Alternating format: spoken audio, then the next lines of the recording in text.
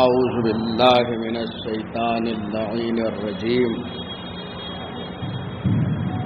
بسم اللہ الرحمن الرحیم الحمد للہ رب العالمین بارئ الخلائق اجمعین باعث الانبیاء والمرسلین والصلاة والسلام والتحیۃ والاکرام علی حبیبہ وخیرتہ حافظ سرہ ومبلغ رسالاتہ ابی القاسم محمد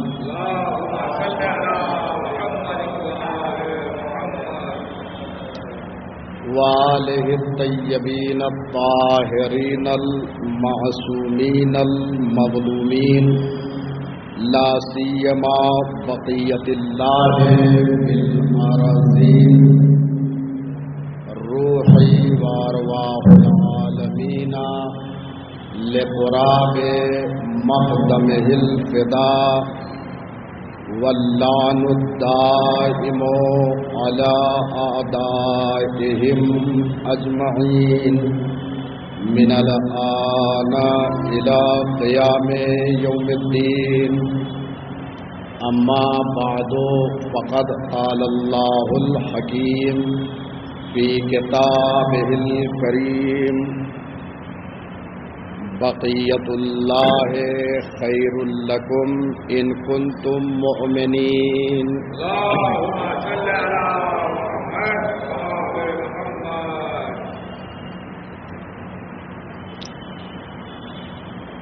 سامعین محترم، میں نے جس آیے کریمہ کو آپ کے سامنے پڑھا ہے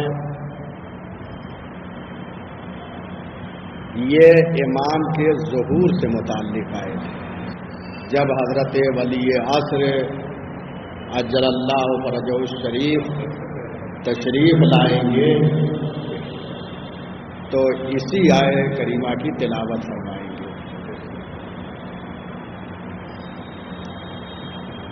امام کے ظہور کے سلسلے میں علماء نے لکھا ہے کہ آپ خانہ کعبہ کے پاس ظہور فرمائیں گے۔ خانہ کعبہ کے پاس اور رکن اور مقام کے درمیان، اور رکن سے مراد یہاں حجر اسود ہے، جس جگہ پہ حجر اسود ہے، اور مقام سے مراد مقام ابراہیم۔ حجر اسود اور مقام ابراہیم کے درمیان امام ظاہر ہوں گے۔ آپ غور فرمائیں کہ پہلے امام کی ولادت خانہ کعبہ میں ہوئی اور آخری امام کا ظہور جو ہوگا وہ یہیں سے ہوگا۔ اس آیے کریمہ کی وہ تلاوت فرمائیں گے، بقیت اللہ خیر لکم ان کنتم مومنین۔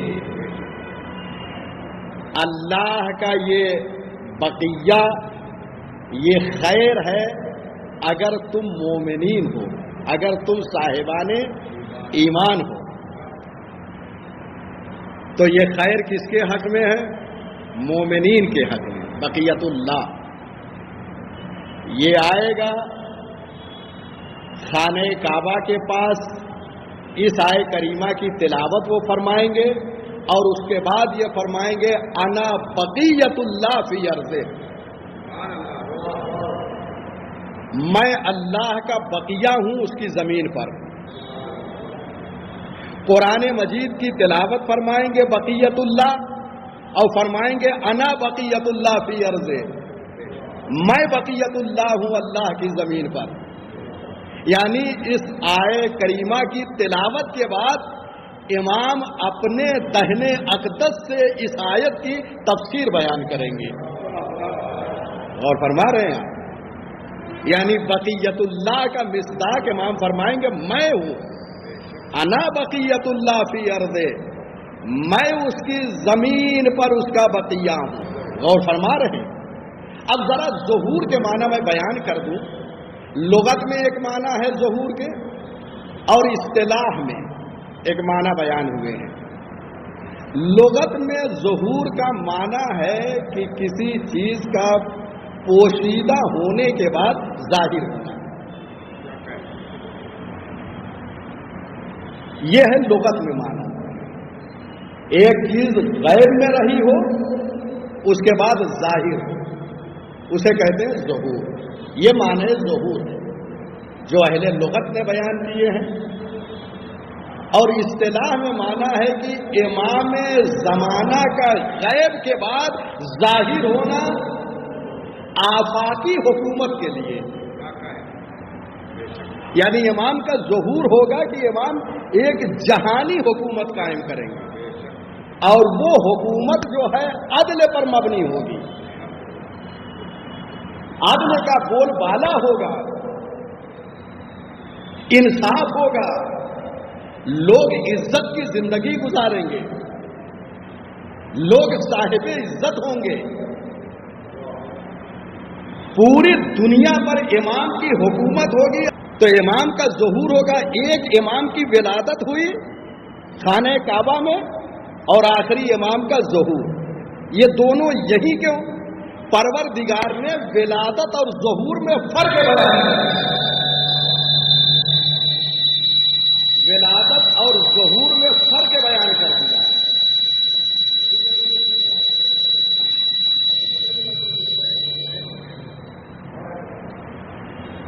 ولادت اور ظہور کا فرق واضح ہو گیا۔ آخری امام کا ظہور ہے۔ آیا یہ جو یہاں پر امام آ رہے ہیں ولادت ہو رہی یا ظہور ہو رہا ہے؟ اور فرمائیے، آج یہ مسئلہ بڑا حساس بنا ہوا ہے لوگوں کے درمیان، یہی خانہ کعبہ سے اس مسئلے کو حل کرتے ہیں۔ امام پردے غیب میں اس کے بعد ظاہر ہوں گے، ولادت ہو چکی، غیبت ہے، اس کے بعد ظہور ہوگا۔ غیبت کے بعد یعنی امام 15 شعبان المعظم سن 255 ہجری کو پیدا ہو چکے، حکم خدا سے پردے غیب میں موجود ہیں۔ اس کے بعد امام تشریف لائیں گے، امام ظاہر ہوں گے، تو ظہور میں اور ولادت میں فرق ہے۔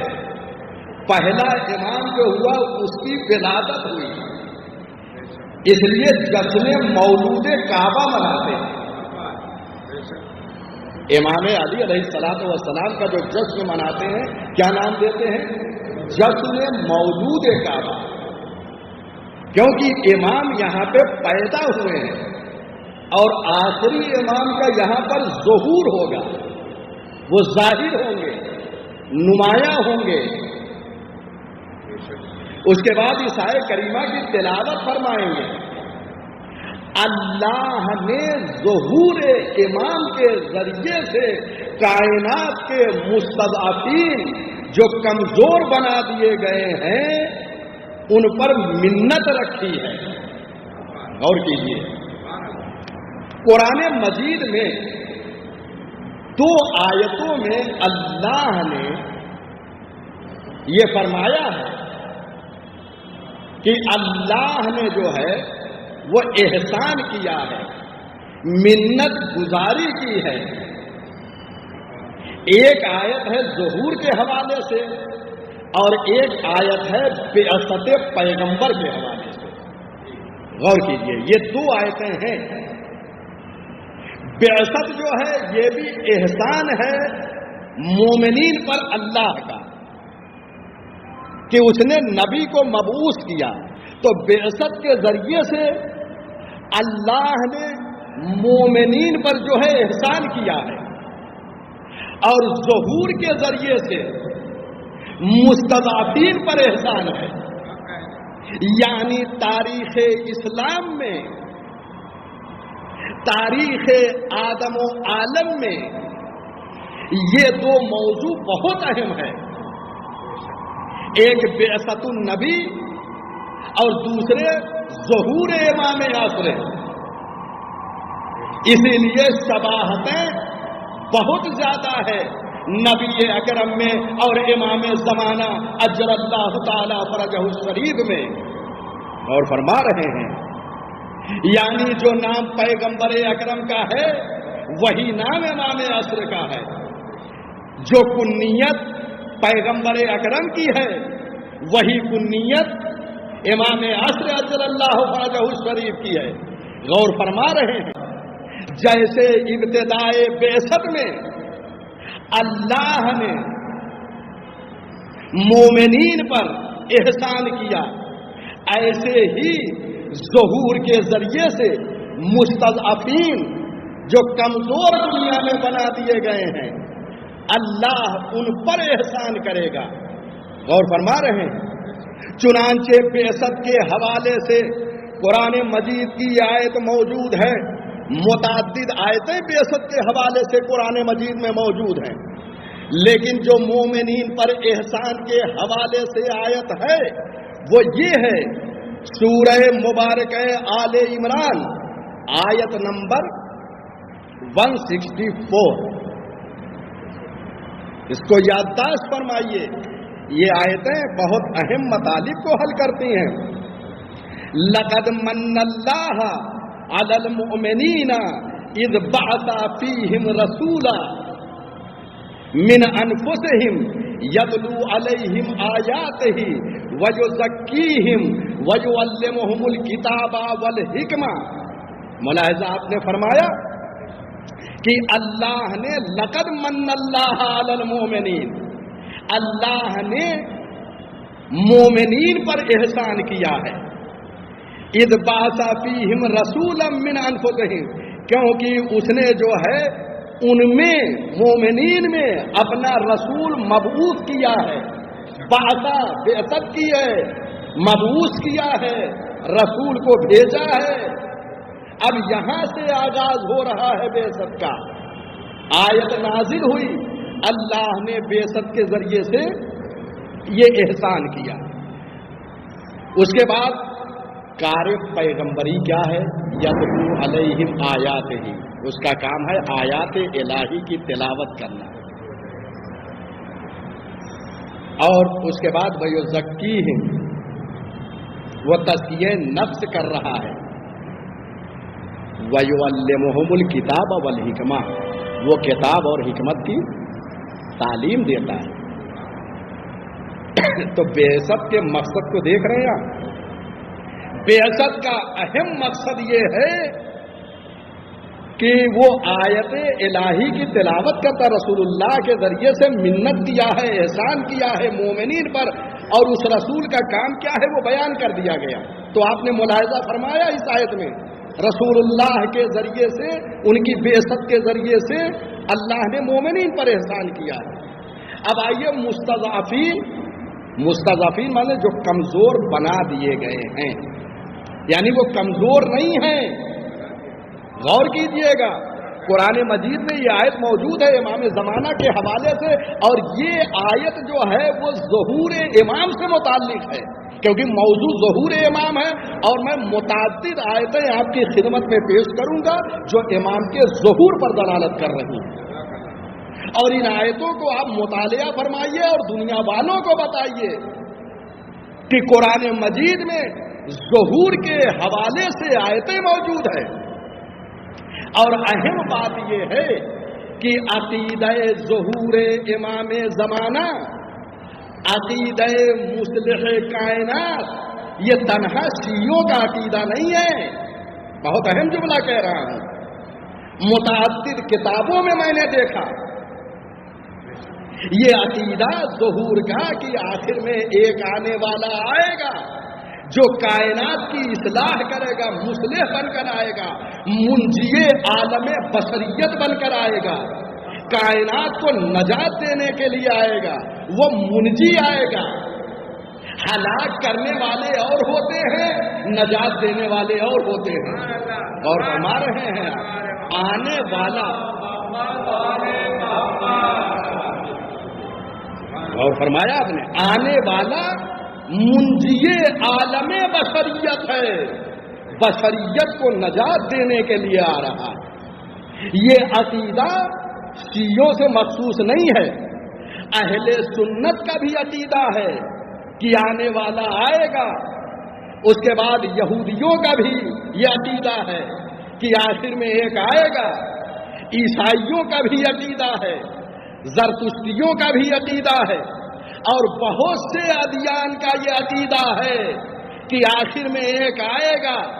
اس کا مطلب یہ ہے کہ آج دنیا میں جہاں جہاں ظلم ہو رہا ہے وہ آس لگائے بیٹھے ہیں، انہیں امید ہے کہ ایک آنے والا آئے گا جو ظلم سے نجات دے گا، عدالت کی حکومت قائم ہوگی. وہ عدالت کہ جس کے لیے امیر المومنین علی ابن ابی طالب علیہ السلام محراب عبادت میں شہید کر دیے گئے. اور یہ صرف اپنوں نے نہیں بلکہ غیروں نے لکھا. لبنان کے ایک عیسائی رائٹر، ایک عیسائی مورخ نے یہ جملہ لکھا ہے، جس نے امام علی ابن ابی طالب علیہ السلام کی حیات طیبہ پر کتاب لکھی. صوت العدالت الانسانی اس کتاب کا نام ہے. غور کیجئے گا، اس کتاب کا نام ہے صوت العدالت الانسانی. عربی زبان میں اس عیسائی مورخ نے کتاب لکھی حیات طیبہ امام علی علیہ السلام پر. اس کا نام جاب جرداق ہے. یہ کتاب عربی زبان میں ہے. وہ کہتا ہے قتلا علی علیہ السلام فی محراب عبادت ہی لشدت عدل ہی.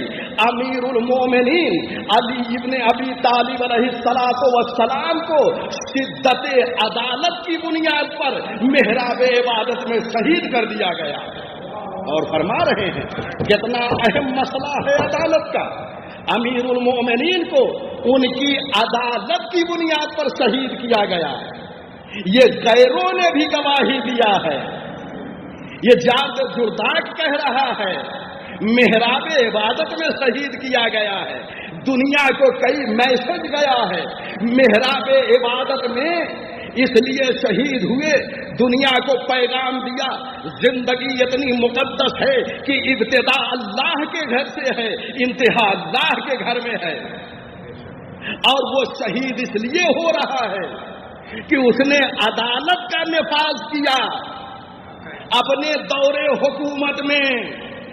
جو دور حکومت میں عدالت کا نفاذ علی بن ابی طالب علیہ السلام نے کیا، اسی عدالت کا نفاذ امام زمانہ کے ذریعے سے پوری زمین پر ہوگا، پورے جہان پہ ہوگا، پوری دنیا میں ہوگا. ہر ایک تک ان کے حقوق پہنچ جائیں گے. ظلم کا خاتمہ ہوگا، بساط ظلم کو لپیٹ دیا جائے گا، پرچم عدالت بلند ہوگا. اس لیے آنے والا وہ ہے جو بقیت اللہ ہے، جس کی نسبت دنیا کے کسی کی طرف نہیں ہے. آنے والا وہ ہے جو بقیت اللہ ہے. آنے والا وہ ہے جو ولی اللہ ہے. آنے والا وہ ہے جو فرزند علی ہے. آنے والا وہ ہے جو فرزند حسین ہے، نسل حسین سے ہے. غور فرما رہے ہیں یہ وہ آ رہا ہے.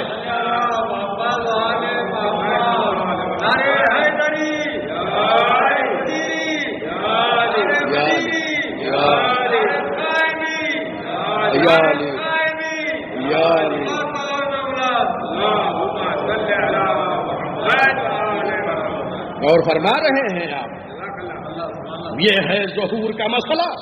اللہ نے اس ظہور کے ذریعے سے خوب دقت کی دی ہے ان مطالب پر. اللہ نے ظہور کے ذریعے سے مستضعفین پر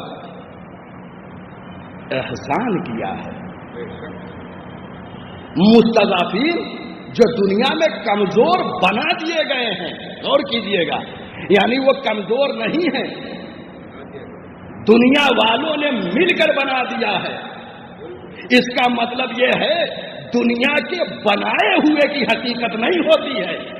بڑا اہم جملہ دے رہا ہوں.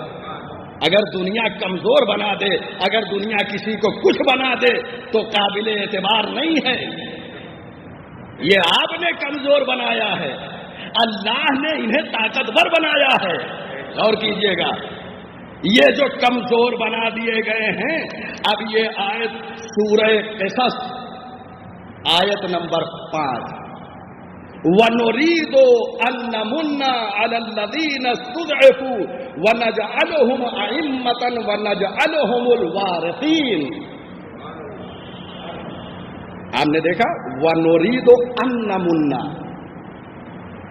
اور ہم چاہتے ہیں کہ ہم ان لوگوں پر احسان کریں. ان نمنا یعنی ہم چاہتے ہیں احسان کریں. وہاں کیا تھا؟ لقد منا احسان. ان نمنا ہم احسان کرنا چاہتے ہیں. دیکھیں دونوں جگہ بیسک میں بھی منت کا لفظ ہے، احسان کا کلمہ ہے، اور ظہور میں بھی منت ہے اور احسان ہے. اس کا مطلب یہ ہے کہ جو مزاج بیسک ہے وہی مزاج ظہور ہے، جو مزاج ظہور ہے وہی مزاج بیسک پیغمبر ہے. اور فرمایا آپ نے تو لہذا اللہ نے مستضعفین پر جو کمزور بنا دیے گئے ہیں، کہہ رہا ہے ہم احسان کرنا چاہتے ہیں مستضعفین پر. وَنَجْعَلُهُمْ أَئِمَّةً، اور ہم انہیں قرار دیں گے پیشوا، یعنی ہم انہیں قرار دیں گے جو کمزور بنا دیے گئے ہیں. وَنَجْعَلُهُمُ الْوَارِثِينَ، اور ہم انہیں قرار دیں گے زمین کا وارث. اب سمجھ میں آیا؟ دیکھیے یہاں پہ کہا وَنَجْعَلُهُمْ، ہم کی ضمیر جمع ہے، ہم ان کو قرار دیں گے. اب یہ کیسے معلوم ہوا کہ امام کے ظہور کے حوالے سے آئے تھے؟ یہاں پہ کہا ہم جمع کا سیگا ہے، ضمیر جمع ہے، یعنی ہم ان لوگوں کو پیشوا قرار دیں گے. اس کا مطلب یہ ہے کہ کچھ افراد ایسے ہیں کہ پروردگار جنہیں پیشوا قرار دے گا، جنہیں زمین کا حاکم قرار دے گا. تو علماء نے لکھا ہے کہ یہاں جن کو پیشوا اللہ قرار دے گا، جب امام کا ظہور ہوگا تو امام کے 313 خاص صحابی جو بدر کے اصحاب کے تعداد کے برابر ہیں. اسلام کی پہلی جو ہے جنگ 313 کے ذریعے سے ہوئی، محمد مصطفیٰ کے ذریعے سے، یہاں پر ان کے جانشین کے ذریعے سے 313 جمع ہوں گے. تو جو نام ان کا وہی نام ان کا، جو کنیت ان کی وہی کنیت ان کی. وہاں بھی اللہ ان کے ذریعے سے مومنین پہ منت کر رہا ہے، یہاں ان کے ذریعے سے مستضعفین پر منت کر رہا ہے. وہاں ابتدا میں 313، یہاں انتہا میں 313. اور فرما رہے ہیں یہ ساری چیزیں امام کے ظہور کے آئینے میں ملاحظہ فرمائیں اس طریقے سے پروردگار. تو اس کا مطلب یہ ہے کہ یہ آیے کریمہ بھی ظہور امام سے مربوط ہے. کیوں؟ اس لیے کہ اللہ ان 313 کو زمین کا پیشوا قرار دے گا. اور فرما رہے ہیں امام کی نظارت تو پوری کائنات پہ ہوگی. بعض علماء نے یہ لکھا ہے کہ امام کے دور حکومت میں 313 صوبے ہوں گے، 313 اسٹیٹ سے ہوں گے، جن پر امام کے ان 313 صحابیوں کی حکومت ہوگی. یہ 313 امام کے صحابی خاص یہ حکومت کریں گے ایک ایک مقام اور منزل پر، اور امام سب پر حکومت کریں گے. کہیں ظلم نہ ہوگا. یعنی جتنے امام کے زمانے میں عمال ہوں گے، کام کرنے والے ہوں گے، سب عدل و انصاف سے کام کریں گے. اور وہاں پہ نفاذ عدالت آسان اس لیے ہو جائے گا، آنے والا جو ہے وہ امام عادل ہے، جو قانون لے کر آیا ہے وہ قانون الہی ہے جو عدل پر مبنی ہے، اور 313 جو حکومت کریں گے امام کے سامنے، یعنی 313 جو ان کے اصحاب خاص ہیں، 313 اسٹیٹس پر جو حکومت کریں گے، 313 صوبوں پر جو حکومت کریں گے، یہ سب کے سب عادل ہوں گے۔ تو اس کا مطلب یہ ہے اگر امام عادل ہو، قانون عدل پر مبنی ہو، کام کرنے والے عادل ہو، تو وہاں پر ظلم ناممکن ہے۔ ملاحظہ فرمایا آپ نے، یہ ہے امام کی حکومت، یہ ہے امام کے ظہور کا عالم۔ تو میں نے اب تک آپ کی خدمت عالیہ میں 2 آیتیں ظہور کے حوالے سے پیش کی ہیں۔ آپ کہیں بھی رہیے ان آیتوں کی تلاوت فرمائیے، خصوصاً یہ مہینہ جو ماہ شعبان ہے، امام عصر سے منسوب ہے، اس میں امام کی ولادت ہے، یہ بہت بابرکت مہینہ ہے، یہ بڑا ہی بارحمت مہینہ ہے، یہ مناجات شعبانیہ کا مہینہ ہے۔ اس میں امام علی علیہ السلام سے لے کر ہمارے ہر امام نے مناجات شعبانیہ کو پڑھا ہے، اور اس وقت امام عصر بھی جہاں بھی موجود ہوں وہ بھی مناجات شعبانیہ پڑھ رہے ہوں گے، لہذا ان کے چاہنے والوں کا یہ وظیفہ ہے کہ اپنے امام وقت کی ابتدا میں مناجات شعبانیہ کی قرأت کریں، تلاوت کریں۔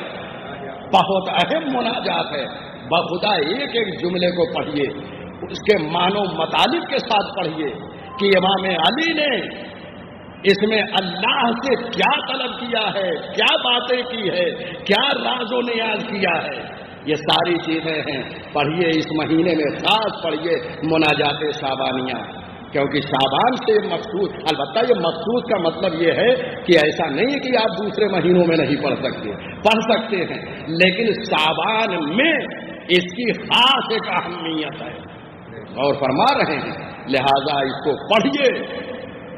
تو 2 آیتیں میں نے آپ کی خدمت میں پیش کیا، اور یہ بھی عرض کیا کہ یہ عقیدہ تنہا شیعوں کا نہیں ہے، بلکہ مختلف ادیان و مکاتب نے اس عقیدے کو تسلیم کیا ہے۔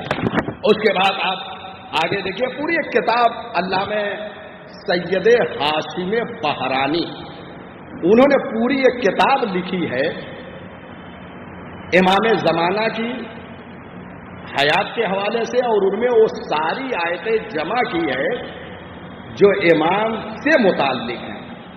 بعض لوگوں نے لکھا ہے کہ امام عصر کے حوالے سے 300 آیتیں قرآن میں موجود ہیں، اور فرما رہے ہیں 300 آیتیں امام عصر کے حوالے سے موجود ہیں۔ میں تمام کر رہا ہوں، تو 2 آیتیں میں نے آپ کی خدمت میں پیش کیا۔ المحجۃ فیما نزل فی القائم الحجہ، یہ کتاب کا نام ہے علامہ سید ہاشم بہرانی، انہوں نے یہ کتاب لکھی ہے اور امام کے حوالے سے ساری آیتیں یہاں پر جمع کی ہے۔ میں نے 2 آیتیں پڑھی، ایک آیت اور پیش کر رہا ہوں۔ یریدون لیطفئوا نور اللہ بافواہہم واللہ متم نورہ ولو کرہ الکافرون، یہ بھی ظہور سے متعلق ہے۔ یہ آیتیں میں نے جتنی یہاں پہ کوٹ کی ہے یہ سب ظہور امام سے متعلق ہیں، کیونکہ موضوع آج کا ظہور امام ہے، لہذا اگر کوئی آپ سے سوال کرے کہ کیا امام کے ظہور کے حوالے سے قرآن مجید میں آیتیں موجود ہیں، تو یہ ساری آیتیں موجود ہیں امام کے ظہور کے حوالے سے۔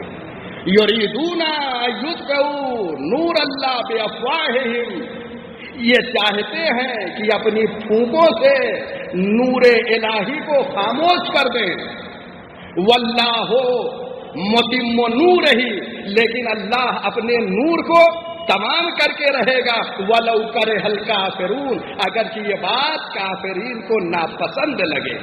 غور کیجئے گا یہ آیت ظہور امام سے کیسے مربوط ہے، غور کیجئے گا اس مطلب پر۔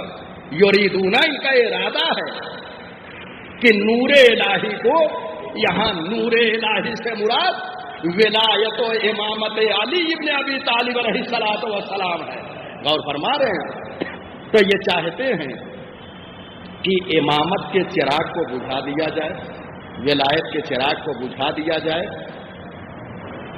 اللہ کا کیا وعدہ ہے؟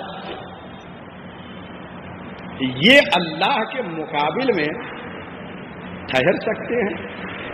یہ چاہتے ہیں بجھا دیا جائے، امامت کو، ولایت کو ختم کر دیا جائے۔ 14 صدیاں گزر گئیں، امامت ہے،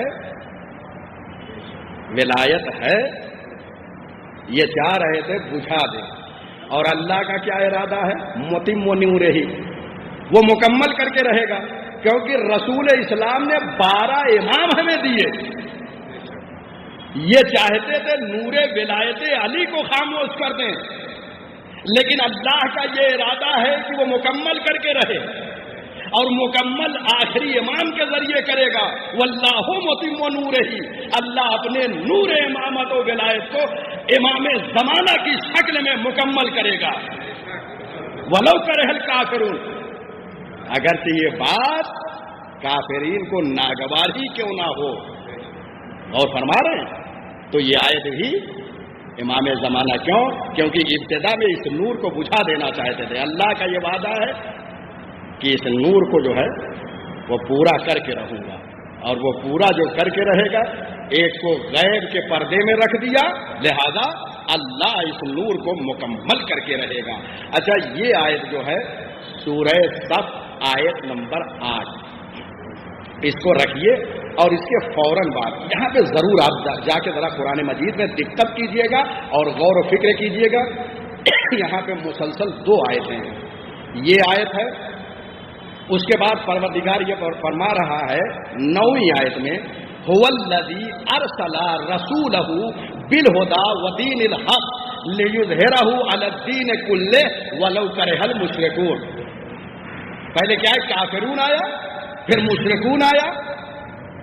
وہ نور الہی کو بجھا دینا چاہتے ہیں، اللہ مکمل کرنا چاہتا ہے۔ اس کے بعد دوسری آیت سورہ صف کی آیت نمبر 9، پہلے 8 اس کے بعد 9، هو الذی ارسل رسولہ، وہ اللہ وہ ہے کہ جس نے اپنے رسول کو بھیجا، بالہدی، ہدایت کے ساتھ، ہدا کے ساتھ، ودین الحق، اور دین حق کے ساتھ، لیظہرہ علی الدین کلہ، تاکہ اس کو غلبہ دے، اس کے دین حق کو غلبہ دے۔ کس پر؟ علی الدین کلہ، کائنات میں جتنے دین موجود ہیں سب پر غلبہ دے۔ وہ غلبہ دے گا، هو الذی ارسل رسولہ بالہدی ودین الحق لیظہرہ، تاکہ وہ غلبہ دے۔ اگر یہ بات مشرکون کو ناگوار لگے، مشرکون کو ناپسند لگے، تب بھی وہ کیا کرے گا؟ سب پر غلبہ دے گا اس دین حق کو۔ آپ یہ بتائیے، سرکار رسالت مآب سے لے کر آج تک یہ دین تمام ادیان پہ غالب آیا، اور ابھی تک ہوا نہیں۔ وہ کب ہوگا؟ جب امام عصر تشریف لائیں گے تو امام کا یہ دین جو دین حق تھا، جسے مصطفیٰ لے کر آئے تھے، اس دین کا غلبہ ہوگا سارے کائنات کے ادیان پر۔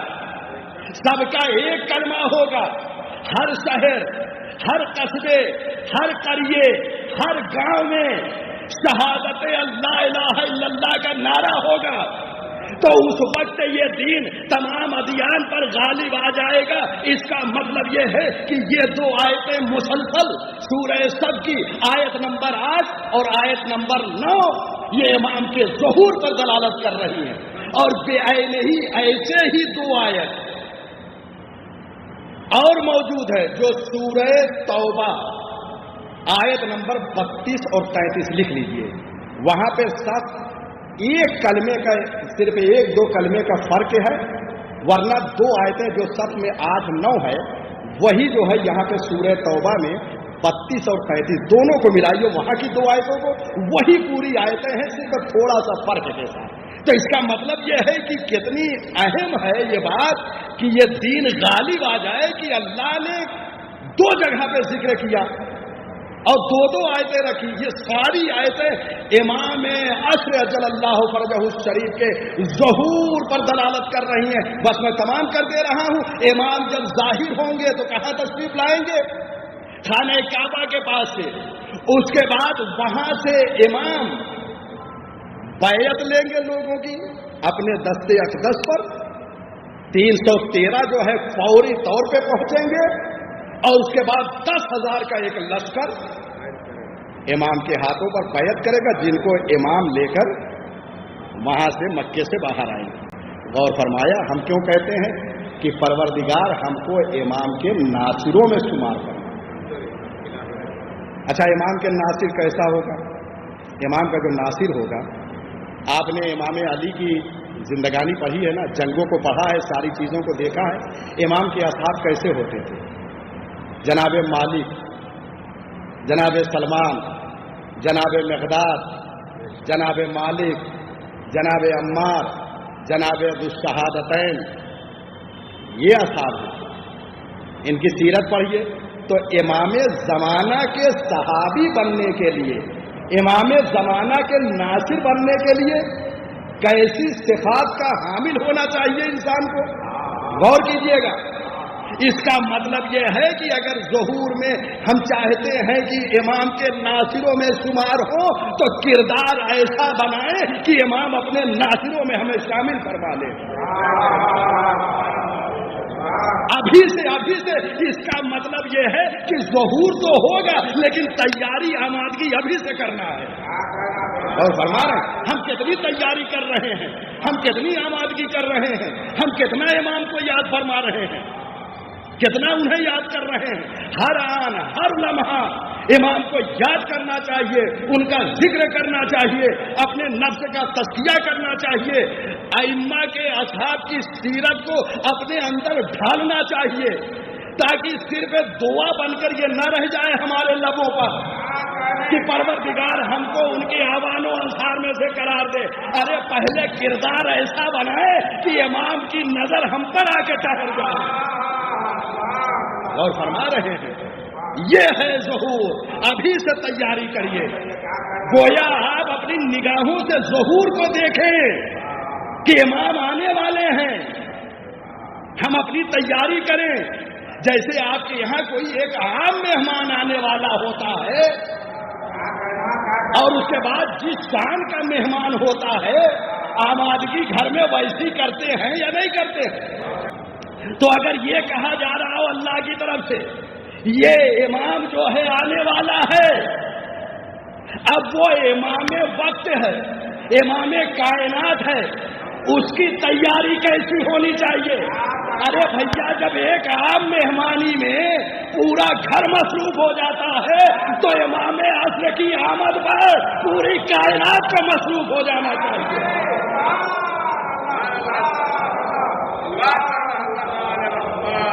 بات اچھی لگے تو سب مل کے سر بات دیں. اور فرما رہے ہیں یہ آنے والا وقت کا امام ہے جو کعبے سے ظہور کر رہا ہے اور 10,000 کا ایک لشکر جمع ہوگا. آج لوگ یہ کہتے ہیں، بعض ہمارے شیعہ نوجوانوں میں بچوں میں یہ عقیدہ پایا جاتا ہے. ابھی میں ایک کتاب پڑھ رہا تھا تو یونیورسٹی کے ایک بہت بڑے پروفیسر بیچارے وہ جو ہے امام کا تذکرہ کر رہے تھے تو ایک نوجوان ڈر گیا کہ امام آئیں گے تو ان کی تلوار چلے گی. خدارا امام کو ایسا بنا کے نہ پیش کرو کہ ہر جگہ وہ تلوار سے لیں گے. ارے آنے والا وہ ہے جو رحمت للعالمین کا وارث ہے. اور کیجیے گا یہ جملہ، ہر جگہ تلوار خون سب یہی سب صرف دکھایا جا رہا ہے امام کی آمد پر. اب وہ بچہ ڈر جاتا ہے. ارے جب امام آئیں گے نا تو کیوں نہیں بتاتے؟ علم اتنا آگے بڑھ جائے گا. اب یہی میں تمام کر دے رہا ہوں اور میں آپ سے معذرت چاہوں گا اس لیے کہ بہت ساری باتیں ہیں، یہ ایک جلسے کا کام نہیں ہے، بس یہی میں تمام کر رہا ہوں. علم اتنا پیش رفتہ ہو جائے گا کہ روایت میں موجود ہے کہ تمام علوم کے جو ہیں 27 حروف ہیں، یعنی علوم کے 27 شعبے ہیں. حضرت آدم علیہ السلام سے لے کر اب تک جتنے انبیاء اوصیاء اولیاء سب تشریف لائے انہوں نے دنیا والوں پر صرف 2 حرف ظاہر کیے. ارے رضا تو سوال لیجیے خدا کی صرف 2 حرف ظاہر فرمائے انبیاء کرام نے, اولیاء الہی نے, تو دنیا کہاں پہنچ گئی؟ پھر ہم بہت ترقی کر گئے. اے بھیا جب 2 حرف پر اتنی ترقی ہو گئی, جب امام زمانہ آئیں گے تو غیر سے 25 حروف کو لے کر آئیں گے. اور فرما رہے ہیں یہ درس بھی ہے اور آپ کے جوش ولا کے لیے بھی یہ جملہ ہے جو حقیقت پر مبنی ہے, اور میں حقائق سے ہٹ کر کوئی بیان نہیں کرتا. یہ سب آپ لے جائیے اٹھا کے, سارے حوالے موجود ہیں, ساری روایتیں اس میں موجود ہیں. میں بغیر حوالے کے بات کرنے کا عادی نہیں ہوں. ساری چیزیں یہاں پر میں اس روایت کو لکھ کر لے کر آیا ہوں. وقت نہیں ہے ورنہ میں لفظ بلفظ روایت کو پڑھتا, لیکن اتنا ہے کہ 25 حروف علم کے امام لے کر آئیں گے, اور 2 حروف جو چل رہے ہیں وہ 25 میں ملحق ہو جائیں گے. یہ علم کے 27 شعبے ہوں گے. تو دنیا کہاں پہنچے گی اور ٹیکنالوجی کا کیا عالم ہوگا؟ آج آپ دیکھیے 4G سے 5G سارے جی آ رہے ہیں, دنیا اسے ترقی سمجھ رہی ہے, لیکن خدا کی قسم جب وہ آنے والا آئے گا تو دنیا میں اتنا ٹیکنالوجی جو ہے پیش رفتہ ہو جائے گی, اتنی ترقی کر جائے گی کہ روایت میں نے یہاں پہ لکھا ہے, جملہ بیان کر رہا ہوں اور آپ کے حوالے کر رہا ہوں, یہیں پر زحمت تمام کر رہا ہوں. جب امام آئیں گے تو ٹیکنالوجی کا یہ عالم ہوگا. امام کوفے میں ہوں گے, خطبہ وہاں سے دیں گے, دنیا کا ہر انسان گھر میں بیٹھ کر امام کو دیکھے گا. اور سنا رہے ہیں ٹیکنالوجی اتنی ہائی ہو جائے گی کہ دنیا نے تصور نہ کیا ہوگا. ارے دنیا تو وسیلے کے ذریعے سے دیکھتی ہے, امام جب آئیں گے تو کہیں گے حقیقی جو ہے وسیلہ آ گیا ہے, اب اس کی ضرورت نہیں ہے. اور فرما رہے ہیں یہ لمحہ فکریہ ہے, یہ لمحہ فکریہ ہے عالم اسلام کے لیے, عالم بشریت کے لیے, کہ وقت کا امام آئے گا.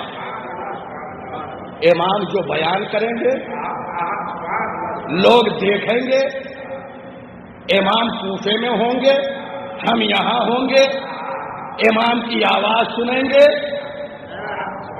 نہ کوئی فون ہوگا نہ کوئی وسیلہ ہوگا, امام بولیں گے, کائنات تک آواز پہنچے گی. ارے اسی لیے تو ہم نے ایسے کو امام مانا جو زمانے پر حکومت کرتا ہو. امام زمانہ کیوں کہتے ہیں؟ جو زمانے پر حکومت کرے اور اگر چاہے گردش کائنات کو روک لے. اس لیے اللہ نے ولایت تکوینیہ ان کے سپرد کیا ہے. میرے پاس وقت نہیں ہے, اگر صرف ولایت تکوینیہ امام عصر پر گفتگو کروں تو ایک جلسہ درکار ہے. ولایت تکوینیہ کا مطلب یہ ہے کہ امام کائنات میں حق تصرف رکھتا ہے, اس لیے یہ زمانے کا امام ہے. اسی لیے تو وہ تصرف کرے گا کہ ہوائیں اتنی امین ہو جائیں گی کہ امام کی آواز 2 سے ہوا پہ سفر کرے گی اور ہمارے ہر ایک کے کان تک پہنچے گی, اور اس کے بعد ہر ایک کو امام کی زیارت نصیب ہوگی جو جہاں ہوگا. اور اس سے پڑھ کر امام نے ایک اور حدیث میں کہا صرف یہی نہیں ہوگا بلکہ ایک برادر مومن اپنے دوسرے مومن بھائی کو دیکھے گا, ایک مشرق میں ہوگا ایک مغرب میں ہوگا, مغرب والا مشرق میں دیکھے گا, مغرب والا مشرق میں دیکھے گا.